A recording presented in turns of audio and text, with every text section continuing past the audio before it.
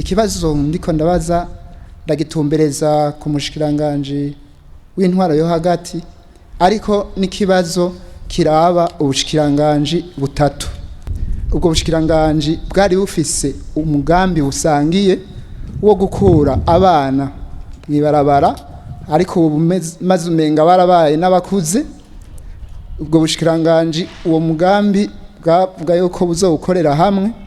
Mbega uwo mugambi washitse kuki mu gihe abo bantu tubona n'ubu bakiri mwibarabara canke ubu maze hageze aho bakora n'ubugizi bwa nabi bagasahura n'abantu? Ubu cifashe gute ico kibazo? Murakoze. Uno munsi muriko mukora iki kugira bajya abantu bave mwibarabara? Muri iki kibazo c'abana bo mwibarabara nivyo hariho n'abakuze bo mwibarabara. Twaragiciye ijya nino turi kumwe na nyakubahwa Umushikiranganji ajejwe byo gushigikirana.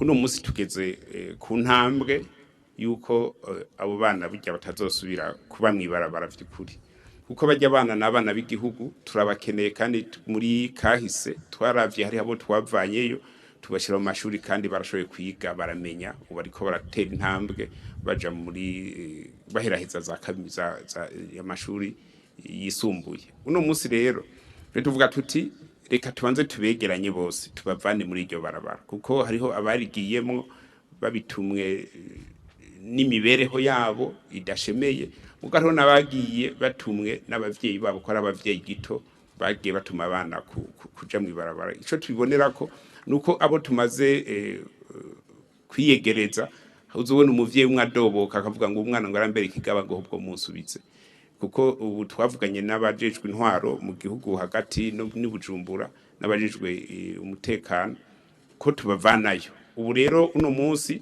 twarabubakiye ikigo mu Cankuzo, mu ntara ya Cankuzo. Ubu byangombwa nka byose bisa n'ivyakwiye, no kuvuga ko kuwa mbere w'indwi itangura tuzoburiza amakamyo tubajana muri ico kigo. Twararondeye n'abahinga mu vy'indero badufashe kubigisha imyuga, abashobora kuja mu mashuri baje mu mashuri bige bamererwe neza, hanyuma tuzobaherekeza kugira bavemwo n'abandi bantu, kuko kwitwa umwana wo mwibarabara si iteka, n'abatubona babona abantu mwibarabara. Kira noneho ubuho tufise n'ikindi kibazo twasanze batanguye kuba n'inkozi z'ikibi, dushaka tubashiremwo n'agatima tubigishe igihugu icarico no kuba umuntu icarico. Mu ndwiza rero guhera ku munsi wa mbere nico gikorwa tuzoba dufise two kubashikana muri ico kibanza, si Bujumbura gusa, si Gitega gusa, ni mu ntara zose. Twifuza yuko guhera ku munsi wa mbere w'indwi itangura atamwana wo mwibarabara azoba akivugwa kiretse uzo yashizwe muri ico kigo.